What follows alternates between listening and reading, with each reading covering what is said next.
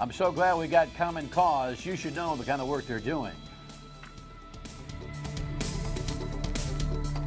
Welcome into my State of Mind. I am Dan York. On this Tuesday evening, we are about ready to get the state budget. And while, you start talking about budgets, people go, turn off the TV, turn off the radio. Who wants to talk about budgets? But it's the stuff that's inside the budget that creates all the controversy. And there's some really unique constitutional issues surrounding this year's budget and how the governor and the Speaker of the House have kind of organized this thing. And John Marion from Common Cause is here to talk about it. And I was going to say you should pay attention to it, but who am I to tell you what to do? I'd ask you to pay attention to it as a fellow citizen. Thanks for watching. So he's coming up. In the meantime, I got stuff on my mind. So let me go over to this camera and talk about it. Here's the rundown. Yes, let us dig in here. And it's coming to a head. What is? Well, the battle on firefighters. Here's the headline. The overtime bill costs are crippling, says Jorge Elorza, the mayor of Providence. He's been in this ongoing dialogue with his own fire union, middle of contract, about going from 4 platoons to 3 platoons. He also is battling the 42-hour overtime ceiling. In other words, an hour over 42 hours would cause overtime. Those are the two bills that are in the General Assembly right now, and mayors in the General Assembly are kind of going like this. The firefighters are saying, listen, you want to move from 4 to 3 shifts and you want to add 14 hours a week to our work week, you got to pay us. And Elorza is saying, well, of course I will. It's important to get our overtime costs in the fire department under control. But this idea that I want them to work more hours and not get paid for it is patently false.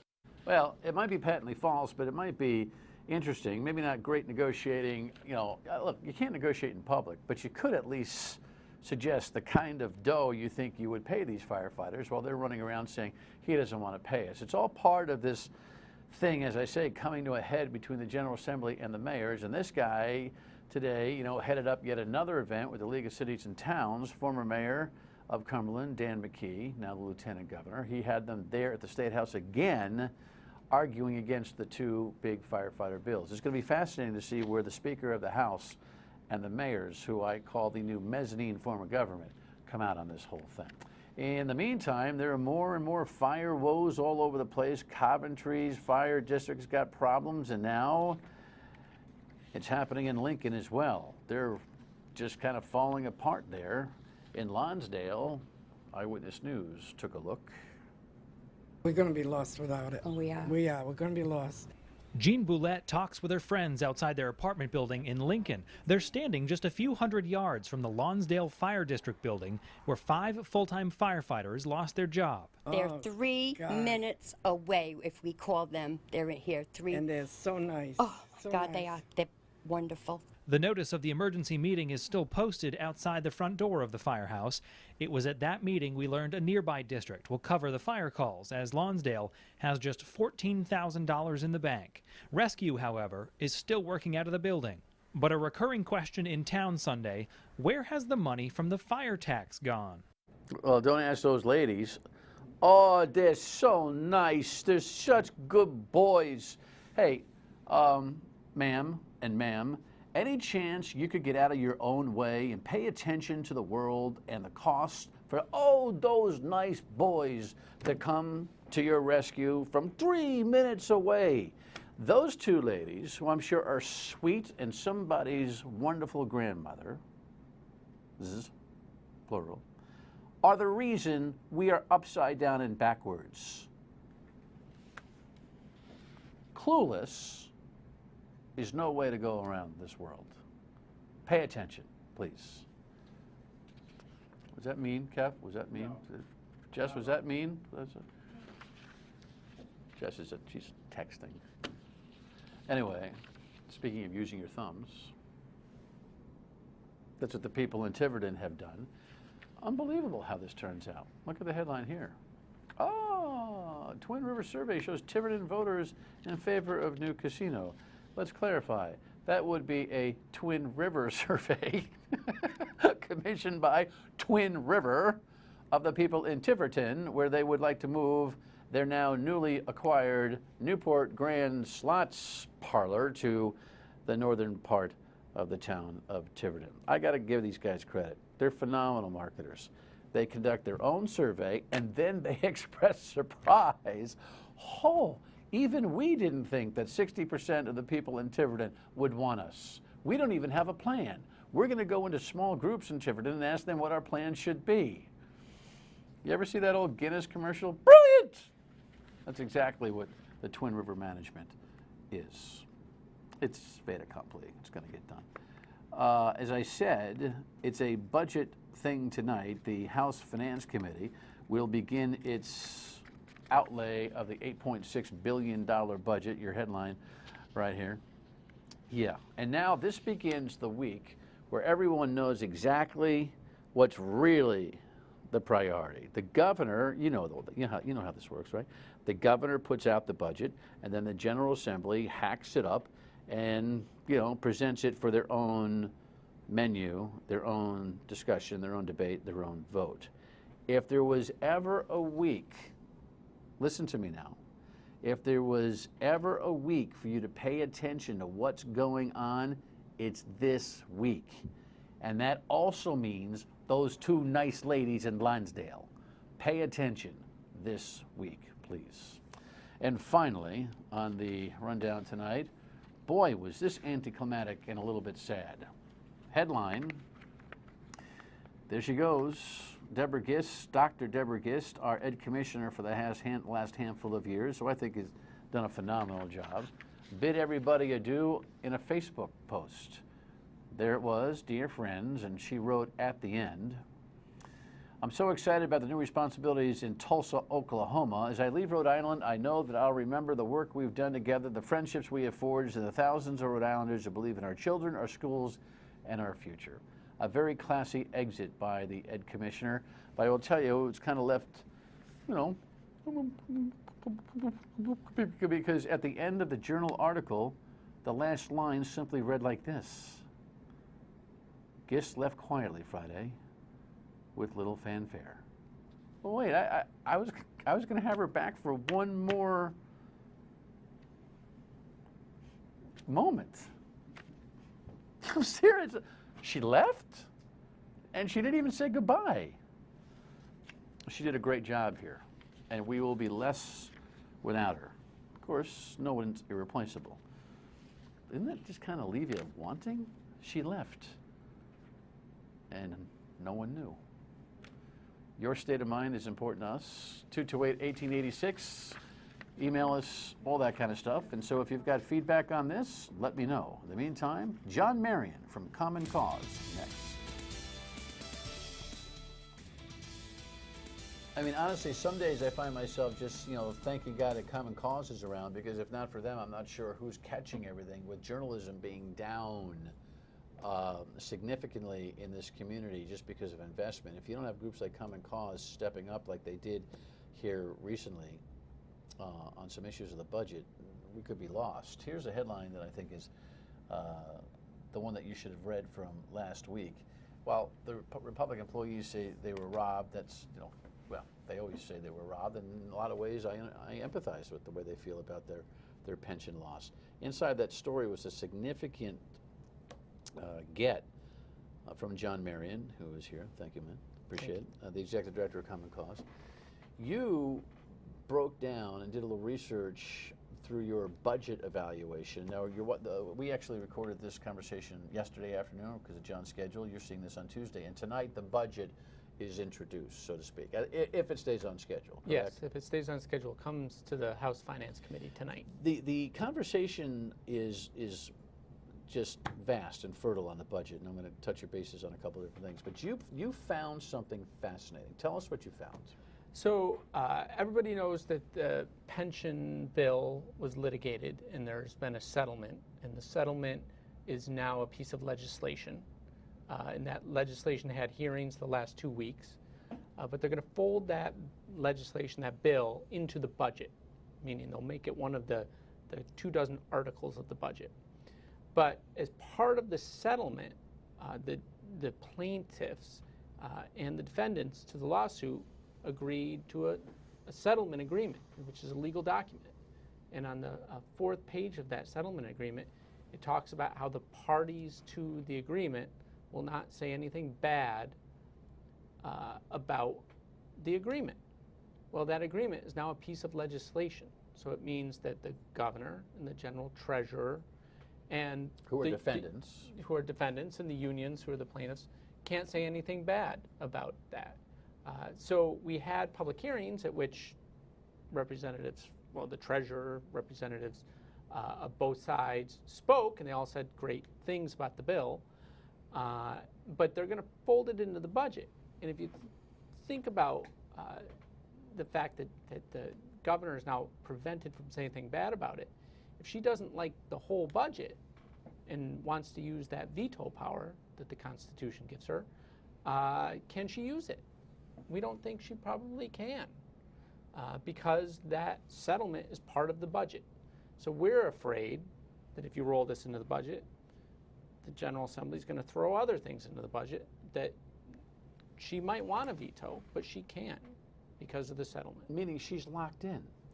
We think she's locked in by this, yes. And when she was asked about it, based on your great, look-see into this, her spokesperson said, well, we're working very hard on making sure that everyone's on the same page on the budget. Well, that's great.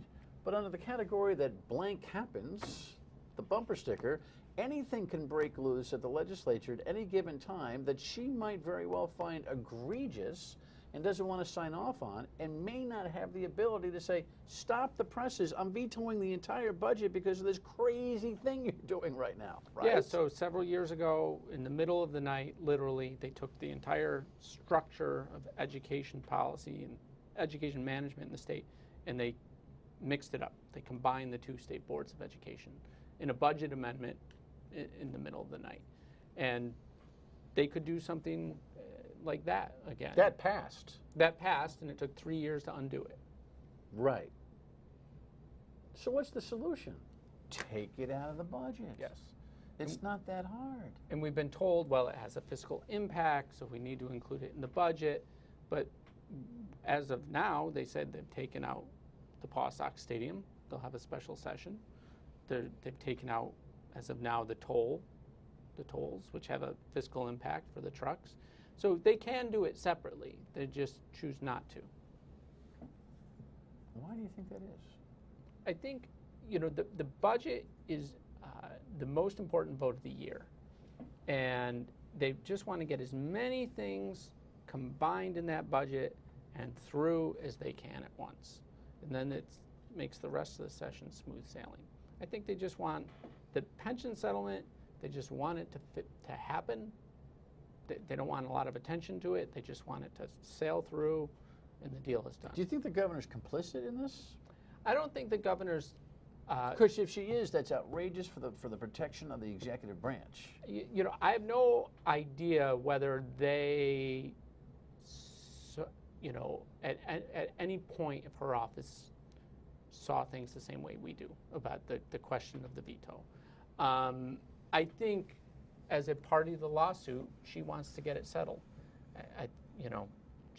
That lawsuit's carried on for 4 years. Get that done, move on to the rest of her agenda. It's amazing. You almost feel emanating out of this governor kind of like a survival of the first budget proposal thing going on. And I understand that. She wants to put a couple of wins on the table. The rollout on the tolls was, woo! You may have some thoughts on that. But what she has not done, and what no governor has done forcefully, and I think it's too bad for the people of the state of Rhode Island, no governor has advocated for a line item veto in any kind of aggressive form. If she had a line item veto, I don't care what the heck you throw into the budget. You can just say, hey, that crazy thing you did on Wednesday night that had nothing to do with all the stuff that I proposed and you allegedly were going to run through is out. And you wouldn't have to put the pension settlement in jeopardy as part of the entire package. Why won't anybody start screaming about the need for that? Well, she's made very clear that her first priority is kickstarting the economy, jobs, jobs, jobs. That's all we hear. And that the structural types of reforms to government, to the balance of power, whatever you want to call it, that can wait, right? There's a jobs crisis. That's the language we keep hearing. We need to do something about it. And she sees the budget, at least publicly, she sees the budget as the solution to the jobs crisis. And she saw her predecessor, now presidential candidate Chafee, get killed in his first budget. Figuratively. And so, you know, she wants to get the budget through. And, you know, who's to blame her as a politician for wanting to get her budget through? She has her priorities. But here's the reality, though, in Rhode Island is her budget is not necessarily her budget when it's passed. Yeah. And somebody needs to fight for the executive's ability to keep fighting for what's right. And the General Assembly is not going to give it up. I mean, the General Assembly is not going to say, oh, sure, Governor, you should have the line item veto. So unless she starts putting some political pressure and starting to talk about the need for the line item veto, this being a perfect example. She has settled into this pension deal. She's advocated for it. I think she kind of lost her way, but whatever. But including it in a document that prevents her from saying no to something else because everything's got to be yes in a package without a line item veto is just bad governing. And this state is behind the times, and I don't know why she doesn't understand that in the long run she'd be even more powerful and influential if she had it. You know, like any governor would We've been disappointed in the last 3 governors that they haven't stood up for the office of governor. Exactly. And it hasn't been about line item veto. They tend to think about veto. themselves It's and what they're doing rather than the office and the executive position. And so a whole basket of issues we work on. So how judges are picked, separation of powers. We've seen consistently governors sort of cave to the legislature because the legislature is still really powerful, even though we made them much less so 10 years ago with the separation of powers amendments. We want them to stand on principle on these things, not trade away the pick for the judge in order to get whatever they want out of the budget, not trade away their rights under separation of powers. But it's tough. They don't have a lot of tools to do it with, so they're reluctant to wage that battle. Well, it would have been nice to have a constitutional convention where you could start talking about the rules of governing rather than being in the midst of governing while you're talking about the rules of governing. And I know you advocated for the convention, and we actually we sat it out. So, oh, you did? So What'd you do that for? I had a third of my board that wanted it, a third of my board that didn't want it, because historically we've opposed them, and it was going to tear my board apart. People were, as they were in both camps on that question, people were animated about it. What was your personal take on it? My personal take? I represent Common Cause Rhode Island. When we come back, other perspectives Common Cause has on this year's budget. Stay with us.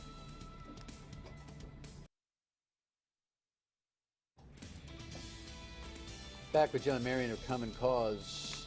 What else are you concerned about in the 2015-16 fiscal year, this budget that's coming up here?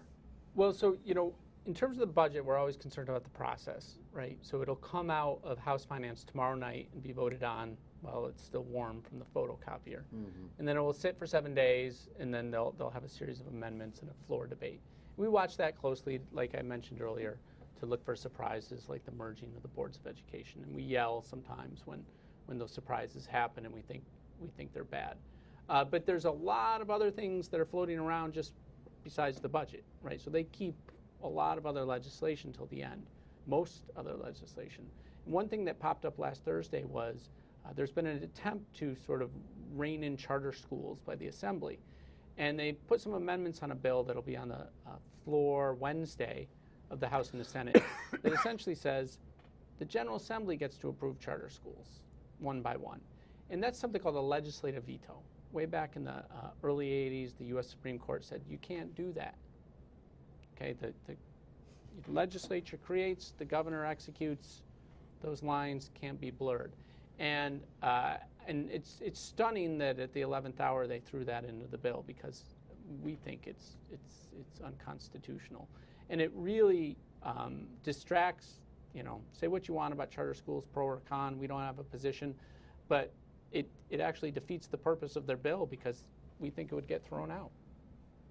So they've got all this advocacy right now, to stop the funding on charter schools. They want to suspend it for a year, and they also want to be able to say which schools ought to go and not go. Which new applications, essentially? But they've got a new charter in Woonsocket, like half pregnant. A lot of their stuff has been spent and ready to go for the next school year. They'd stop that in its tracks. The Blackstone Valley Prep, which has been a huge success academically, gets stopped in its continual need for funding, and they're adding grades, so that's a problem. All because the school boards are complaining that they're not getting their fair share of finances distributed between those who remain in the traditional public schools versus the charter public schools. And I see room for argument on both sides. But you don't legislatively stop the presses on a project in order to, what are they doing? There's, you know, I think the charter school advocates would say, listen, you're at the 11th hour. As you said, some of these charters are one's near approval. You know, some of these schools are ready to launch. Some are ready to expand. You can't just do it that way. You can't pull the plug that way. But they like to. Look what they did with the graduation requirements last year. And some of the schools were done, and they were saying, "Don't worry about it. The kneecap thing doesn't have to be in place." It was outrageous. But from our perspective, it's a larger problem with the General Assembly that is trying to act as the education policy maker or education manager on an almost day-to-day level, versus letting the governor's appointees through the Board of Education do what they're supposed to do. Yesterday, Patricia Morgan was here. She's advocating for a referendum for a new stadium in Providence. Does Common Cause have a position? I told her that you have to wait to see what the new deal is before you start asking about a referendum, but what do you think? So we don't have a position on whether there should be a referendum. We're glad that they're not rolling us into the budget tomorrow night, right? That this is going to be a standalone issue, that they may have a special session on it, which will allow some public scrutiny, more public scrutiny. We're just looking for the process to be above board. Right now, the negotiations are occurring behind closed doors. We had a first offer. We're told there's a second offer coming, but we can't see it yet. We're glad the second offer is not going to be in budget night, where there's a million other things people will be distracted by. Hopefully, the second offer comes with plenty of time for public scrutiny and the dueling economists to talk about it, so that the public can make up their mind. They can talk to their state reps and senators and tell them how to vote. It doesn't necessarily need a referendum if it goes before the Assembly, and there's plenty of time for people to contact their members and tell them what to do. And a lot of it has to do with the state subsidy. If there's very little, it's not as urgent. If there's very lot, it becomes more urgent. Yep, and there are a lot of creative ways to finance these things that we've seen in other jurisdictions. And the longer this takes, I think the more you're going to see different structures for funding this come forward. And that's not a bad thing. It should be sort of a competition among ideas for how to do this. And if we can't come up with a good one, then we shouldn't do it. Keep your eye on the ball. This is the busy season. Yes, it is. You're the government cop there. Keep policing. Try to. John Marion. One more thing when we come back. By the way, we talked to John Marion yesterday. I didn't change clothes. And tomorrow we will talk to the kids that are battling for a shorter walk to school in Providence. I appreciate their effort. We'll see you tomorrow night.